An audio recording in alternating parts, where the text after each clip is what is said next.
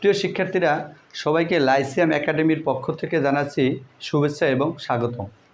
আজকে তোমাদের মাঝে আমি হাজির হয়েছি চতুর্থ শ্রেণীর 41 পৃষ্ঠার সহজ পদ্ধতিতে গুণ করার নিয়ম নিয়ে। তো চলো আমরা দেখি, সরাসরি অঙ্ক চলে যাচ্ছে। এখানে 1 নাম্বার যে অঙ্কটা আছে 2630 গুণ 30, 2630কে 30 দিয়ে গুণ করতে হবে। তোমরা একটু খেয়াল করো, এখানে গুণর শেষে শূন্য আছে, গুণকের শেষেও শূন্য আছে। তাহলে এটা কিভাবে করতে হবে? দেখো, আমি অঙ্কটা তুলি। এখানে 2630 গুণ করতে হবে 30 দিয়ে।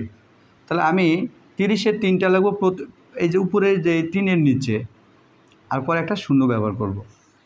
এই শূন্যর মাঝ বরাবর একটা দাগ দিবে তোমরা। 3 দিয়ে প্রথমে 3কে গুণ করো, 3 3-এ 9, 3 6 8-এর 8, হাত আছে 1, 3 2 6-এর 1 7।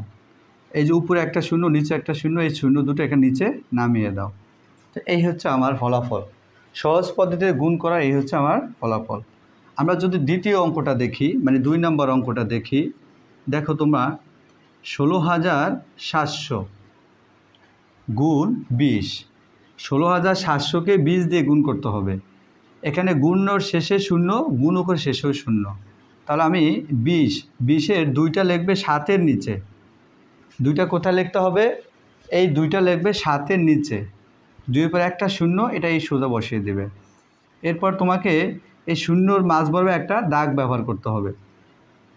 2কে 7কে গুণ করো, 7 দুগুণে 14, 14 4, 6 দুগুণে 12, আর হাতে আছে 1, 13, 13 3, হাতে আছে 1, 2 1 2 আর 1 3। গুণ করার পরে উপরে আছে 2টা শূন্য, নিচে আছে একটা শূন্য, মোট 2টা আর একটা 3টা। এখানে তোমরা 3টা শূন্য নামিয়ে দিবে। তাহলে আমাদের ফলাফলটা হয়ে গেল। এই হচ্ছে সহজ পদ্ধতিতে গুণ করার নিয়ম।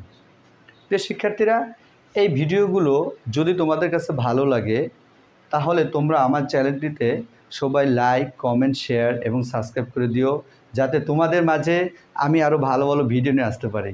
ধন্যবাদ সবাইকে।